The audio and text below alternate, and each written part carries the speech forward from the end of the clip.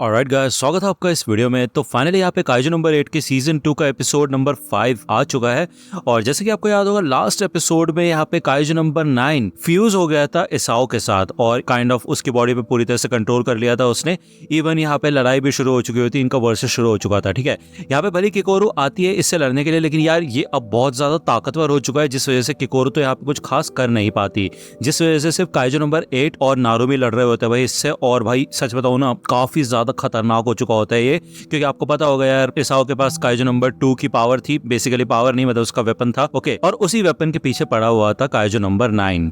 अब यार ये काफी कमाल के फाइट सीन्स है। ये सारे के सारे सीन देखने के लिए आप टेलीग्राम चैनल ज्वाइन कर सकते हो, वहां पे मैंने एपिसोड अपलोड कर दिया है। वहां पे जाके आप सारे फाइट सीन्स को एंजॉय कर सकते हो। ठीक है, अब यार काइजू नंबर 9 तो ओवर पावर कर देता है, तो वो ये कहता है कि भाई बस बहुत हो गया, खेल लिया मैं तुम्हारे साथ जितना खेलना था, अब मैं यहाँ से जाता हूँ। लेकिन तभी हमें दिखाया जाता है उसका हाथ कट जाता है और नारुमी ने उसका एक हाथ काट दिया होता है। वो ये कहता है कि काइजू नंबर 8 अब तुम्हारा समय आ चुका है, अब सब कुछ तुम्हारे ऊपर है।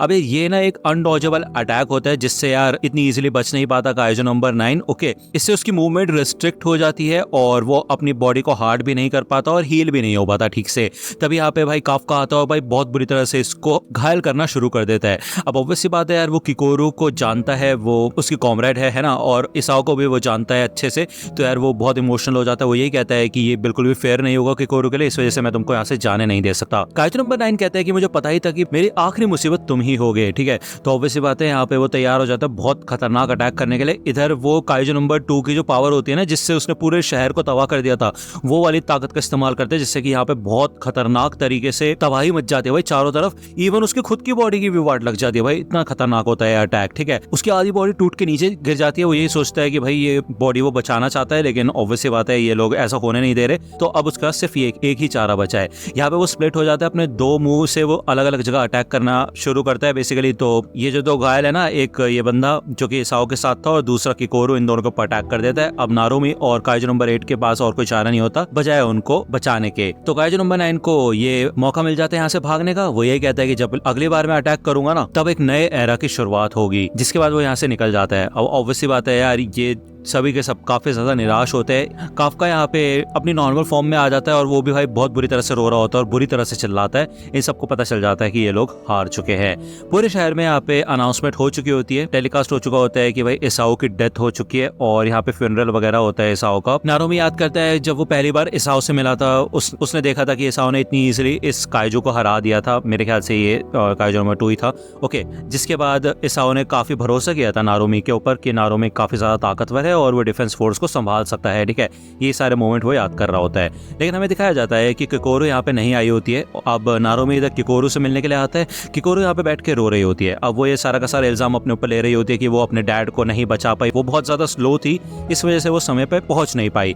तो वो यही कहती है कि उसको और भी ज्यादा ताकतवर बनना है। उसे ऐसा लगता है कि उस चीज के अंदर उसके डैड अभी भी जिंदा है और वो जरूर उनको बचाना चाहती है, पूरी कोशिश करना चाहती है। वो माफी मांगती है कंट्रोल लूज करने के लिए और वो अटेंड भी नहीं करने आई थी, इस वजह से उसको पनिशमेंट राजी है, जो भी पनिशमेंट देना चाहे नारुमी। तो नारुमी कहता है देखो यार, कोई पनिशमेंट की जरूरत नहीं है। वो बस उससे यही कहता है कि तुम्हें और ताकतवर बनना पड़ेगा। अब बाहर यहाँ पे काफका ये सारी बातें सुन रहा होता है। अब वो भी यहाँ पे परेशान ही होता है, लेकिन वो देखता है कि उसके हाथ पे ना काला काला कुछ लगा हुआ होता है। तो यार इसके बारे में हमें अभी आगे बताया जाएगा। ओके, दूसरा यहाँ पे हमें इस बंदे का सीन दिखाया जाता है। यार इसका नाम मैं भूल गया। अब ऑब्वियस सी बात है यार, इसके बारे में मैं आपको बता चुका हूँ, इन्होंने एक क्रीचर टाइप रखा हुआ है इधर। ओके, और ये काम यहाँ पे इसाओ ने इसके ऊपर छोड़ दिया था। उसने पहले बता दिया था कि अगर मेरे को कुछ हो जाता है तो ये तुम इस बंदे से करवा लेना, इस टकले से। ठीक है, अब यार टकले का नाम क्या है कमेंट सेक्शन में बता देना कोई, ठीक है ना। हमें दिखाया जाता है कि यार किकोरू यहाँ पे अपनी ट्रेनिंग करना शुरू कर देती है शिनोनोमे के साथ, जो कि प्लेटून लीडर होती है। और भाई उसका ना कंट्रोल क्लोज कॉम्बैट में भी काफी कमाल का होता है, जब वो इतनी बड़ी गन चला पाती है बैटल फील्ड में। ओके, नारुमी कहता है कि भाई अब ऐसी लड़ती रहोगे तो मेरे तक कब पहुंचोगे तुम्हें पता होना चाहिए कि सारे के सारे प्लेटून लीडर जितने भी हैं फर्स्ट डिवीजन के अंदर, वो कभी ना कभी कैप्टन बनने के लायक हैं। ओके, वो ये कहता है कि वो एक गेम खेल रहा है और इस गेम को खत्म करने के लिए उसको 1 महीना लगेगा और तुम्हारे पास भी 1 महीना है कैप्टन से आगे निकलने के लिए। ठीक है, और मुझसे लड़ने के लिए। तो यार 1 महीने के अंदर अंदर बेसिकली उसको शिनोनोमे को हराना है। ओके, तो यहाँ पे वो फिर से लड़ना शुरू करती है। इवन शिनोनोमे भी काफी ज्यादा एक्साइटेड होती है कि बैटल फील्ड में कोई तो होगा उसके साथ, उसका साथ देने के लिए, उसके ऊपर रिलाय करने के लिए, है ना। अब यार ये बंदा आता है, इसका नाम शायद हासेगावा है, और ये यही कहता है कि अब क्या करना है हमें काइजू नंबर 8 के बारे में, क्या उसे एक्सेप्ट करना है हमें। तभी इनको कांटेक्ट करते हैं सर्वेलेंस टीम और वो ये कहते हैं कि हमें काइजू नंबर 8 के बारे में एक रिपोर्ट मिली है। दूसरी ओर हमें दिखाया जाता है कि काफका अपने घर पे आ चुका होता है और उसे काफी समय हो गया होता है अपने घर पे आए हुए। ओके, ये सर्वेलेंस वाले बंदे बताते हैं कि यार काफका को घर भेज दिया गया, लेकिन वो अभी भी हमारी नजर में है। ओके, उसके ऊपर नजर रखी जा रही है। उसकी काइजू ट्रांसफॉर्मेशन धीरे धीरे करके बढ़ रही है और ऐसा लगता है कि उसके कुछ पार्ट्स वापस इंसानी रूप में नहीं आ पाए हैं, और यही वो काला निशान है जो कि उसके हाथ में था। तो बेसिकली इनका जो एनालिसिस होता है वो यही कहता है कि अगर बार बार लगातार काफका काइजू में कन्वर्ट होता रहा, ट्रांसफॉर्म होता रहा, तो एक समय ऐसा आएगा जब वो इंसान कभी बन ही नहीं पाएगा और नॉर्मल जिंदगी नहीं जी पाएगा। वो काफका यहाँ पे तैयार होकर निकलता है बाहर और वो कहता है कि यार मेरे को एक और जगह जाना था। तो ये दोनों बंदे डर जाते हैं और कहते हैं भाई क्या हो गया, डरा क्यों रहे हो? तो यार हमें दिखाया जाता है काफका यहाँ पे स्कूटर पे जा रहा होता है और वो बिल्कुल चिलैक्स होता है भाई, उसको किसी चीज की टेंशन नहीं होती। अब आपको पता होगा यार, पहले काफका क्लीनिंग फोर्स में था, हमें यहाँ पे क्लीनिंग फोर्स का सीन दिखाया जाता है जो कि इधर इन एंट्स की बॉडी कलेक्ट कर रहे होते हैं, ठीक है ना, इनका यही काम है, ऑब्वियस सी बात है। अब काफका इन लोगों से मिलने के लिए आया होता है और वो यहाँ पे ये बुक्स वापस करने आया था जो कि इस बंदे की थी। अब यहाँ पे वो देखता है कि इन लोगों को तो भाई नए नए इक्विपमेंट्स मिल चुके हैं और इतनी इजीली वो यहाँ पे इन इक्विपमेंट्स का इस्तेमाल कर पाता है क्योंकि पहले ही वो इतने साल यहाँ पे काम करके जा चुका है। ओके, वो यहाँ पे अपने दोस्तों के साथ काफी अच्छा खासा टाइम स्पेंड करता है। इवन यहाँ पे ये लोग सोचते हैं कि यार काइजू नंबर 9 ने यहाँ पे मार दिया है इसाओ को, तो यार ये शायद सुरक्षित नहीं है, इनको यहाँ से भाग के जाना होगा। लेकिन यार ऑब्वियसली बात है, टोकू को इस चीज से कोई फर्क नहीं पड़ता। वो कहता है कि हम यहीं पे रहेंगे क्योंकि जब डिफेंस फोर्स काइजू नंबर 9 की वाट लगा देगा तो कोई ना कोई तो उसके चीथड़े उठाने के लिए चाहिए ना। दूसरा यहाँ पे हमें काफका का सीन दिखाया जाता है, वो यहाँ पे शांति से बैठा होता है और किकोरू के बारे में भी सोच रहा होता है। तभी साइड में आके नारोमी बैठता है।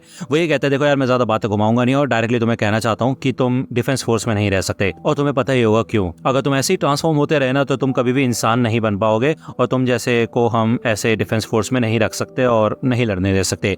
लेकिन फिर भी ये सब बोलने के बावजूद भी मैं तुमसे ये कहना चाहता हूँ कि हमारी मदद करो, काफका ही बनो। मुझे कोई फर्क नहीं पड़ता कि तुम हमेशा के लिए काइजू बन जाओ या फिर नहीं। अगर ऐसा होता है तो मैं तुम्हें जान से मार दूंगा। बस मैं चाहता हूँ कि वो नंबर 9 जल्दी से जल्दी मारा जाए, फिर चाहे उसके लिए हमें कुछ भी करना पड़े। मुझे ऐसा लगता है कि तुम भी ऐसा ही सोचते हो, है कि नहीं? क्योंकि उस समय हम दोनों ही थे वहां पे। मुझे पता है कि तुम इस चीज के लिए इनकार नहीं करोगे क्योंकि हमारे पास और कोई चारा भी नहीं है। तो यार काफका भी बिल्कुल रेडी होता है। वो ये कहता है कि मैं इतनी आसानी से मर नहीं सकता हूँ क्योंकि मैं एक जगह पे पहुंचना चाहता हूँ और उसके लिए इसाओ ने मेरी काफी ज्यादा मदद की थी। तो हाँ, मैं इतनी आसानी से हार नहीं मानूंगा। तो ऑब्वियस बात है, ये लोग ऐसे जाते हैं। हमें दिखाया जाता है कि यार ये सब के सब लोग यहाँ पे ट्रेनिंग कर रहे होते हैं और हमें होशिनो का सीन दिखाया जाता है। वो कहता है फाइनली तुम जाग गए, अच्छी नींद मिली, काइजू नंबर 10। और भाई यहाँ पे हमें काइजू नंबर 10 का भी सीन दिखा दिया गया है, ठीक है। अब मेरे ख्याल से वही है, वो ड्रैगन टाइप जो आया था, गॉडजिला टाइप बन गया था बड़ा सा, है ना। तो यार अगर आपको ये वीडियो पसंद आई हो तो लाइक करना, सब्सक्राइब कर लो अगर चैनल पे नए हो तो। मिलता हूँ आपसे अगली वीडियो में, तब तक के लिए गुड बाय।